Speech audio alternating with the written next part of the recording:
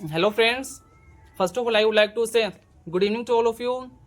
Today I will tell you about what is the roots of English. English की जड़ क्या है आज हम सीखेंगे, ठीक है, क्योंकि इंग्लिश कहाँ से जन्म हुआ है। ओके गाइज, तो सबसे पहले मैं आपको एक उदाहरण बता रहा हूँ, एग्जाम्पल बता रहा हूँ। जैसे कि कोई भी बच्चा होता है, वो जन्म लेता है, तो उसकी जुबान से वो किसी भी देश में हो, कहीं भी हो, वो वहाँ का भाषा सीख जाता है। कैसे? तो वो सुन के सीखता है, ठीक है। आप भी जहाँ पे रहते हैं, आपको भी जो वहाँ पे जो भाषा यूज की जाती है, आपको वो बोलना आता है। बट ये जो इंग्लिश है ना, इंग्लिश आपके 190 देशों में बोली जाती है। तो इंग्लिश सीखना बहुत इंपॉर्टेंट है। आज हम सीखेंगे इंग्लिश का जड़ क्या है, इंग्लिश का रूट क्या है, इंग्लिश से जन्म कहाँ से हुआ है। कोई बच्चा होता है तो पहले लेटर बोलता है, अक्षर बोलता है, तब उसको कुछ धीरे धीरे वर्ड बोलता है, शब्द बोलता है, फिर कुछ 2-3 शब्द बोलता है, फिर आपको 4-5 शब्द बोलता है। सबसे पहले देखिए जो हमने लिखा है, सबसे पहले सीखेंगे बेसिक इंग्लिश क्या है। तो हमने यहाँ पे लिखा है बेसिक्स इंग्लिश। इसमें सबसे पहले आपके आते हैं लेटर।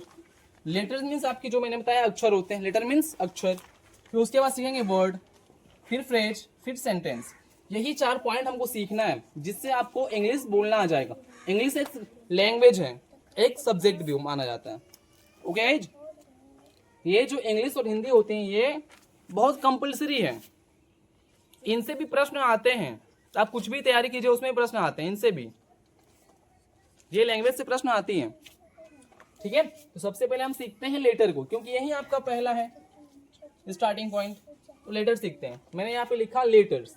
लेटर का मतलब क्या होता है? अक्षर होते हैं। इसका अब आपको पूछ सकता है लेटर अक्षर क्या होता है, सीखेंगे पूरे डीपली से, पूरे गहराई से। ओके, तो मैं यहाँ पे लिखा है डेफिनेशन ऑफ लेटर।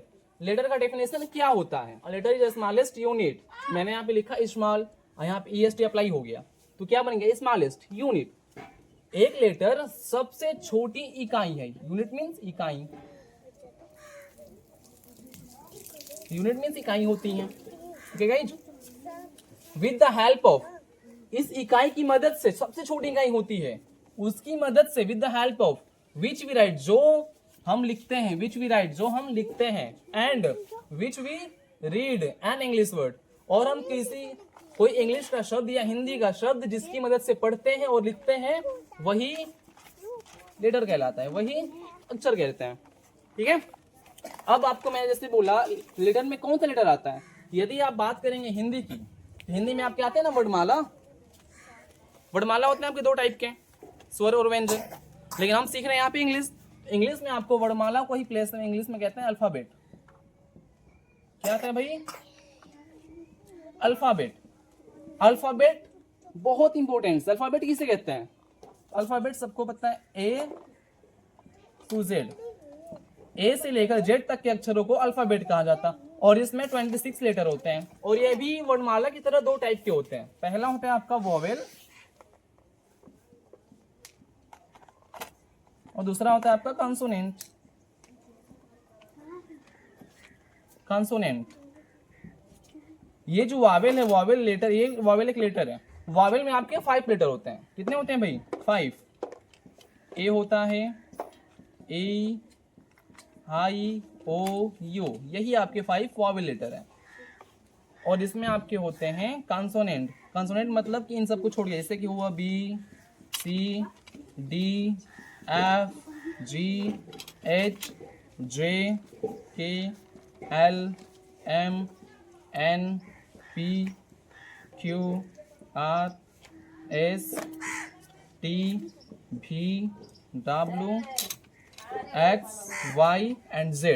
यही आपके यहां से लेकर यहां तक ये 21 लेटर होते हैं, जिसका नाम है कॉन्सोनेंट लेटर्स। ये 21 लेटर्स, ये 5 लेटर्स। यदि आपसे पूछे कि सर वावेल लेटर किसे कहते हैं, तो वावेल लेटर सर आपके होते हैं 5, A, I, O, U, ये 5 लेटर होते हैं vowels letter. Okay, consonant letter भी होते हैं आपके 21 लेटर्स। इन दोनों को मैच कर देंगे तो ये 26 बनता है, जिसका नाम होता है अल्फाबेट, जिसे हम कहते हैं अल्फाबेट। Okay guys,